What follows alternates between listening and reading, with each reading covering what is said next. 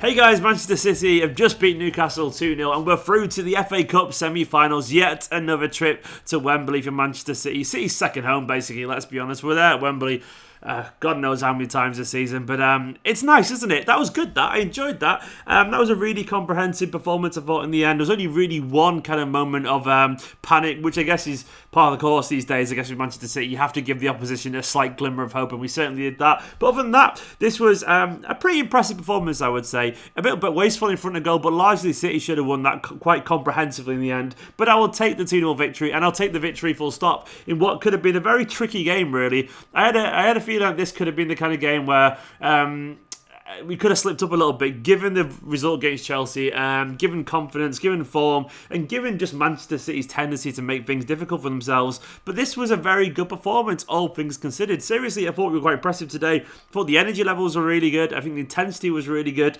Just wastefulness in front of goal, which is a story that kind of perpetuates Manchester City's season, really, I guess. But other than that, I was very, very impressed with this. I was happy. With this. It was a fun game. It absolutely flew by as well. Did anyone notice that? That first half seemed to just disappear in the blink of an eye. But we got the job done, and that is literally all that matters. The team itself was a pretty strong one. Surprised with Bravo in goal. I was hoping we might see Carson if we're going to swap the keepers, but not. Bravo was in goal. Mendy at left back. Otamendi alongside Laporte. Then Kyle Walker at right back with Gundogan sat behind David Silva and Kevin De Bruyne. And then Gabriel Jesus up top, flanked either side by Mahrez and Raheem Sterling. Pretty strong team. I saw that and thought I can't really complain too much. A couple of changes I would make if we were playing our strongest team, maybe, but largely I was pretty happy with that, with Foden back on the bench as well. Howard Bellis as well, representing the academy out there. But that was a good performance, really. City did come out the blocks absolutely racing. Lots of intricate passing around the area. I remember a chance in the 11th minute when Mahrez should have scored. Silva passed it to him just inside the area, but he fired over from about 16 yards out. He should have really done better. And then there was a couple of little things where Mahrez also killed wide from distance. Silva kind of hashed a walk across, but deflected it off Gabriel Jesus just wide. Sterling should have scored around 20-minute mark when he got through one-on-one with the keeper. He tried to kind of lob it over the keeper when he should have scored. But eventually, we got a penalty kind of out of nothing, really. I can't remember who it was, but someone just pushed Gabriel Jesus over from a cross from Kevin De Bruyne, I think it was. And we got a penalty. Essentially a free penalty, because no one really expected that to happen, but we took it, and we took it well. Kevin De Bruyne once again stepped up to banish all those memories we used to have of Manchester City's missing penalties. Good finish, 1-0, and very much deserved. After that, Kevin De Bruyne, I think it was his cross. Was it his cross? It was someone else's. Set Laporte up, and Laporte put a header just wide from a corner. It might have not been De Bruyne, it might have been Gundogan. Someone correct me if I'm wrong. Either way, it was a free header from a corner, and he really should have scored that. But that took us to half-time. Second half, it was kind of more of the same, really. Mahrez had a long-range drilled effort just over. There was a nice Benjamin Mendy cross. Gabriel Jesus tried to pull it down, but couldn't get his shot off just as he was tackled. Before eventually we got the second goal, which we thoroughly deserved. A fantastic Raheem Sterling goal, cutting in from the left and curling it into the bottom corner. It was Phil Foden who had just come on as a substitute that made the pass to him as well. And that was essentially the last bit of action. Just before that Sterling goal, there was a big moment which could have and most likely would have been a turning point for the game. Dwight Gale absolutely ballooned a chance over from yards away. Of course it came from Manchester City error. Otamendi gave the ball away carelessly in the middle of the park.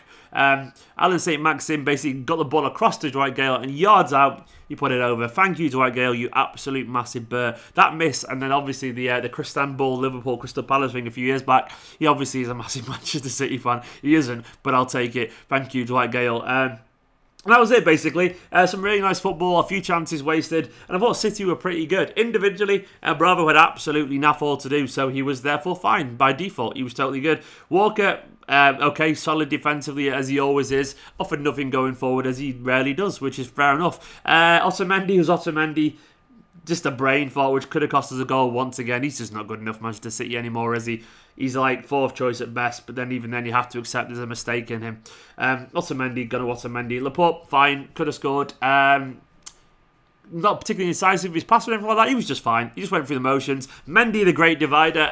Mendy did start pretty poorly, I will admit that. But people really, really, really, really wanted to hate on Mendy for what I could gather off social media. He started poorly, yes he did. 20 minutes in, that was clearly nerves. He had a poor start, gave the ball away. But after that, Mendy was good. I'm sorry, but Mendy was good. He put in 3 delightful crosses that I could have counted. That I could have seen leading to goals in players who were a little bit more committal or a little bit less wasteful. 2 in particular drilled perfectly between the goalkeeper and the defenders, or the corridor uncertainty, as football cliches no doubt would call it. That should have led to goals. And another delightful cross as well to Gabriel Jesus, when he took down, couldn't get his shot away. Some people will say, will he overhit some crosses? Yes. Who doesn't overhit crosses? Everyone does. But you've got to bear in mind that not everyone can also have 3 quality crosses that could have led to a goal as well. Look at the likes of Kyle Walker trying to cross. Look at Jesus Navas over the years. Even Sterling, he cannot cross anywhere near that. Most players cannot cross to the quality of Mendy. And I'm sorry, if people put a chance or 2 away from his crosses, you're looking at a very deserved assist there. And my opinion, Mendy was pretty solid. I just wanted to defend him because I think he deserved defending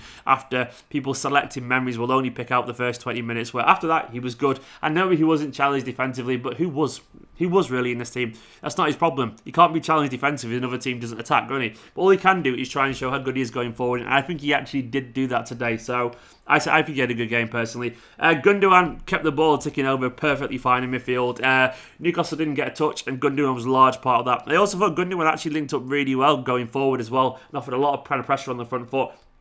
De Bruyne was De Bruyne, floating around. Not his clinical best today with his passing, but De Bruyne was still far too good for Newcastle, and Silva flitted about quite nicely as well, linking up. I think a few players were a little bit guilty of a few too many touches today, with Silva one of them potentially. Gabriel Jesus definitely one of them. I really like Gabriel Jesus, but he definitely faffed a little bit on the ball today. Still a good player, but he wasn't quite as good. I thought Sterling really grew in confidence in the second half, notably after that goal. He was popping up all over the pitch and getting involved, linking with players, 1-2s. His intelligence and his movement today was clearly on show. Mahrez, totally fine. He should have probably scored with a couple of decent chances, but I think he was fine. Not a great game by any stretch of the imagination. I really, really, really, really like Phil Foden's cameo. I know I always do, but this one in particular had me purring for reasons more than just his ability that we know he's got. It's more his confidence. I'm sorry, you remember Phil Foden used to come on 2 years ago and he would look polite. He looked like a kid who's playing upper level. He didn't want to upset the big boys, you know what I mean? He looked like he was just kind of going, yes, you're all great and don't mind me, I'm not here, I'm just, I'm not going to do anything wrong. He looked like he was trying so hard to blend in that he had no intention of expressing himself as an individual. And now what you've got with Phil Foden is a player that looks like he belongs. He looks confident, he looks stronger, he looks intelligent, he looks fast. And I'm sorry, but he makes things happen now. He really does. I know that was kind of like a sweaty assist to get one from or as many people call it, the Ozil assist. But it was still an assist of his making with a nice touch and dragged it to midfield. And there's a few moments as well where he kind of pirouetted away from defenders. What I really like about him now is that he clearly feels confident, and I love that. He looks like he belongs. But overall, Manchester City, they were good today. I thought we were good. It was a solid 7.5 out of 10 performance. Not an 8 out of 10 really. That's reserved for like a 3-4-0, I'd say. And then your 9s are when you beat Liverpool 2-1 last season or something like that. But this was a 7.5. It was a good, solid performance, and I was happy with that. Obviously, it could have been better. Maybe we could have scored more goals. We could have been a little bit more clinical, which is one thing that does bug me, by the way. We are wasteful in front of goal. I do love Aguero, but I think even these days Aguero is a little bit more wasteful than he used to have been. And I did see a stat that suggests he's missed 12 big chances this season in 1,400 minutes compared to 10 last season in 2,400 minutes. So statistically, Aguero is missing chances more. I know he didn't play today, but the wider point I'm making is that Manchester City do miss chances. And look at today's game. I think all our players these days are a little less clinical than they should be. Sterling is not clinical. David Silva is not clinical. Gabriel Jesus isn't. And Aguero is a little bit less clinical than he used to be. I just wish we had a dead-eyed killer in our team sometimes, because I feel like one thing Manchester City lack is that real ruthlessness, that bastardness in front of goal. Is that a word? Bastardness. Bastardness. That's probably a word, isn't it? Either way, we do lack that in front of goal. Look at someone like Harley. He would have had a brace today quite easily. But, I mean, other than the lack of wastefulness and that one silly chance conceded via Otamendi, I thought we were solid. And now we've got Arsenal in the semi-final.